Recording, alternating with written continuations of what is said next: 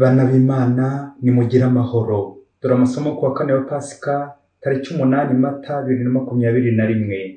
Isomo ryamenywe mu gitabo cy'ibyakozwe n'intumwa umutwe wa 3 murongo wa 11 kugeza ku 26. Umuntu w'ikirema Petero na Yohani bari bamaze gukiza yanga kubaviririra, bitangaza cyane rubanda rwose, biruka basanga ahitwa ku ibaraza rya Salomoni. Petero abibonye niko kubwira rubanda ati, bantu ba Isiraheli, niki gituma mutangazwa n'ibimaze kuba? Cyangwa se niki gitumye muduhanga amaso ngaho duhaye uyu muntu kugenda kubw'ububasha bwacu cyangwa kubw'ubutungane bwacu bwite? Imana ya Aburahamu, ya Isaki na Yakobo, Imana y'abakurambere bacu yakujije umugaragu wayo Yezu, mwebwe mwatanze mukamwihakana imbere ya Pilato, kandi we yari yiyemeje kumurekura. Mwihakanye umutagatifu n'intungane, maze musaba ko barekurira umwicanyi. Mwicishije umugenga w'ubugingo, ariko Imana yamuzuye mu bapfuye.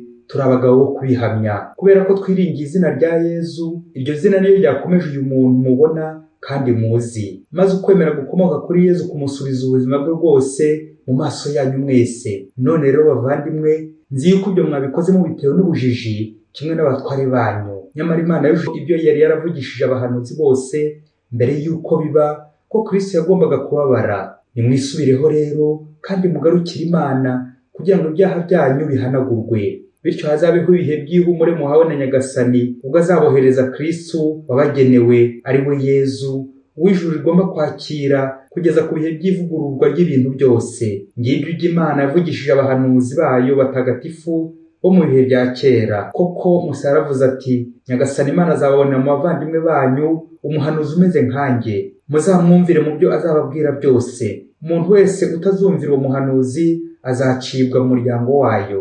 Kandi n'abahanuzi bose uhereye kuri Samweli no kubamusimbuye bavuze iby'iyi minsi turimo. Ni mwebwe rero abaragwa b'abahanuzi n'abisezerano Imana yagiranye n'abasekuruza bacu, igihe ibwiye Aburahamu iti, imiryango yose y'isi izaherwa umugisha mu rubyaro rwawe.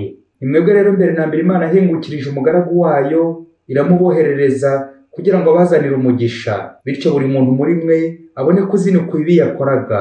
Iryo ni ijambo ry'Imana. Zaburi ni ya 8. Uhoraho umutegetsi wacu, mbega mu izina ryawe riramamara ku isi hose. Nyagasani Yezu ntabane namwe. Amagambo mu Ivanjili ntagatifu Yezu Kristo uko yanditswe na Luka umutwe wa 24 murongo 35 kugeza ku 48. Abigishwa bari bavuye Mawusi, batekerezaga aba 11 na bagenzi babo bandi uko byagenze mu nzira n'uburyo bamumenya amanyura umugati. Igihe bakivuga ibyo, Yezu ubwe aba nguye ahagaze hagati yabo, arababwira ati, nimugire amahoro. Barakangarana, bashya ubwoba, bakeka ko babonye umuzimu. Nuko arababwira ati, ubwo bwoba bwose mufite n'ubwiki, kandi mutewe n'iki gushidikanya mu mitima yanyu?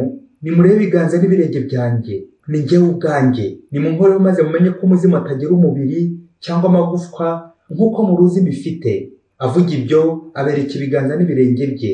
Uko bakamazwe n'ibyishimo ntibanyurwa, baba bo gutangara gusa. None harababwira ati, hari icyo kurya mufite hano? Bamuhereza igice cy'ifi yokeje, aracyakira akirira imbere yabo.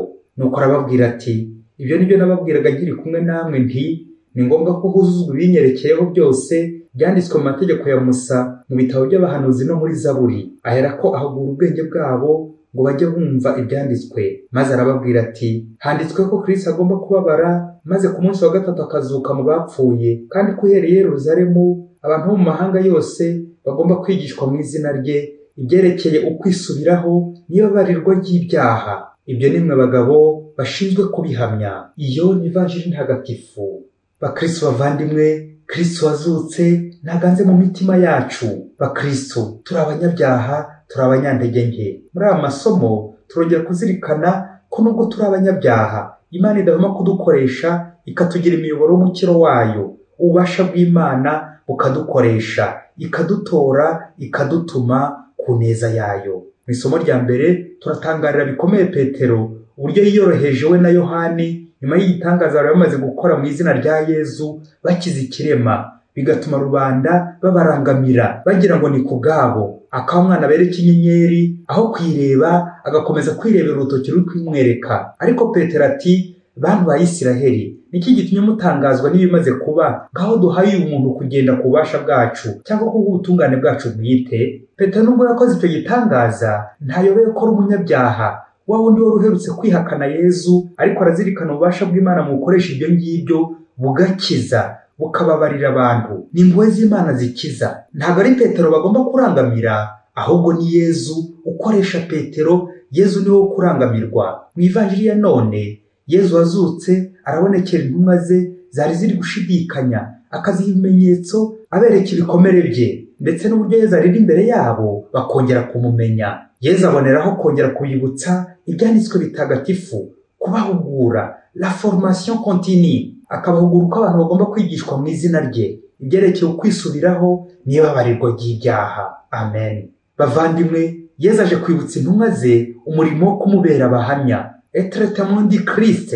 Ntayobewe ko muri bo hari abagambanyi, abahakanyi n'abanyabyaha, babandi badasukuye, ariko arabibutsa ko ari abahamya b'impuhwe ze, imbabazi z'Imana.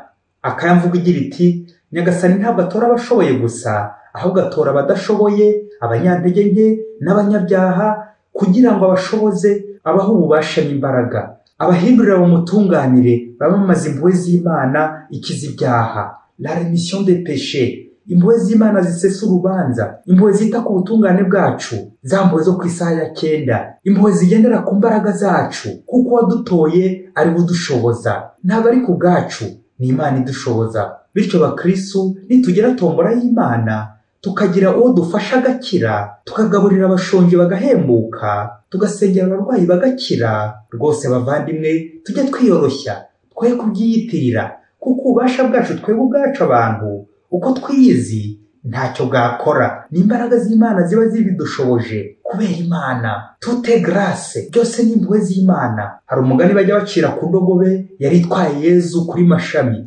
ukuntu nyine yari ihetse Yezu, bari gusasa amashami, ibishura mu nzira, aho Yezu bamukomeraga amashyi, aho Yezu yanyuraga hose ari ku ndogobe, ashaga nk'umwami w'ikuzo, bamukomera amashyi. Nuko ngo buke bwaho, ya ndogobe ngo ubonye ko Yezu ataje kuyifata ngo bajyane mu mutambagiro, yo ubwayo irigwiriza, dore ko yari kunyungutira kuri icyo cyubahiro n'icyo kinyenga. Nuko isubira mu nzira yonyine yijyanye, yibwira ko bakomeza kuyiha ya mashyi no kuyisasira amashami. Nuko iza yishongora, aho kwiha impundu nk'uko yabyibwiraga, ahubwo bayiha induru, bayitera n'imijugujugu ngo nibavire aho ngaho vuba vuba. Nuko yirukanka amasigamana, yamwaye, yashawe. Ye baba we, aha, kuki indogobe bayiha induru, bayirukanye n'ubwiyemezi bwayo? Muvandimwe, ntukijyane wenyine mutari kumwe na Yezu. Igihe cyose udatwaye Yezu uraseba, barakwirukana, iyi si iguhurwa amenyo, bagutera imijugujugu, shitani irakwanjama, uraseba, ugaserera, ugaserebeka. Hirya kure muri Afurika, ngo hari umupadiri wigeze wiyemera kuri Mashami, ngo agiye kugenda ku ndogobe, ngo ubundi yigane Yezu bamuhe ku mashyi nk'umwami winjiye Yerusalemu. Nuko afata indogobe arayurira. Abandi bari kuririmba bikomeye. Amaze kurira indogobe iramuzunguza, agusha amazuru, aravunika yewe, ahitira mu bitaro. Nuko icyari reception gihinduka deception, ibyari ikuzo bihita bihinduka igisebo. Ye baba we, mbega kaga, padiri we. Yezu ariyoroshya, Yezu ariyoroshya. Bavandimwe mwogeze ubutumwa, muhamagariwe kwamamaza Kristo, Kristo umukene, Kristo umugaragu, Kristo wiyoroshya. Yezu uyu munsi abwira intumwa ze yagize ati, nimwe bagabo bashinzwe kubihamya. Guhamya nde? Kristo wazutse, Kristo wiyoroshya. Bavandimwe, ubuzima budafite Yezu ntibubaho. Indogobe itariho Yezu ntaho yagera, nta mashyi bayikomera. Ntuzigera uri mutera imbere mu gihe udafite Yezu, mu gihe udatwaye Yezu. Muvandimwe, ntuzigera nawe wiyemera ngo urashoboye, ngo urakize, ngo ufite ibintu byinshi, ntacyo wakwishoboza wowe ubwawe utagihawe n'ab'ijuru. Ubuzima budafite Yezu ni nk'ifi yavuye mu mazi. Umuntu udatwaye Yezu aba yapfuye. Udafite Imana ntiyabaho. Le centre de la vie c'est Dieu, le cœur est le centre de la mission, c'est Jésus. Padiri we, mukristo we, ntugasige Yezu mu butumwa. Petero n'izindi ntumwa batwigishe kwicisha bugufi, kwemera ko turi abanyabyaha n'abanyantege nke buri munsi. Ntitwihagije, ntitwishoboye, dushobozwa n'Imana. Nka Pawulo uvuga ati, nshobozwa na Kristo ntera imbaraga. Nous avons des limites et des faillances. Bavandimwe, ikintu cyiza kandi gikomeye wakora mbere y'isengesho na mbere y'igikorwa cya buri munsi ni ukubanza kumva ko utihagije, tiya de limite, ndetse ukabanza gusaba n'imbabazi, ukicisha bugufi. Isengesho ry'umunyabyaha ubyemera, Imana iryakira vuba na bwangu kurenza wa wundi urega agatuza imbere y'Imana akumva ko byose abyishoboza. Nabyo umuhanga yavugaga ati si tu attends de venir l'ange pour m'aimer, tu ne m'aimeras jamais. Niba utegereza ko nzahinduka umumarayika ngo nkunde, ntuzigera unkunda. Muvandimwe, niba utegereza kuzaba intungane ngo nibwo uzasenga, ntuzigera usenga, kuko uba intungane igihe uri gusenga. C'est en forgeant qu'on devient forgeron. Ni umuhate mu isengesho, ni umuhate mu gukora icyiza. Bakristo bavandimwe, muri iyi minsi mikuru ya Pasika twimenyereze gutabaza Yezu aho turi hose, buri munsi, buri kanya, ngo tujyane nawe, hato tutaza guseba mu nzira, hato tutaza gutakara mu butumwa. Aba ari we tujyana mu butumwa, ntitukijyane ngo abe ari twe twiyerekana. Twakagombye kuba ostensoir, du verbe latin ostendere, montrer, kwerekana, tukerekana Yezu dutwaye. Ntaba ari twe twibonekeza no kwiyerekana, ahubwo tukareka Yezu agakura muri twe. Ubuzima bwacu bukerekana Yezu, Yezu wazutse. Umunyarwanda ati kora ndebe iruta vuga numve, baho ndebe ikabanziriza byose. Yezu mpa kwiyoroshya maze ukuzwe muri nge, buri munsi nkubone ngwereke abandi. Amen. Padiri Masumbuko Ladislas wa Diocese ya Cyangugu.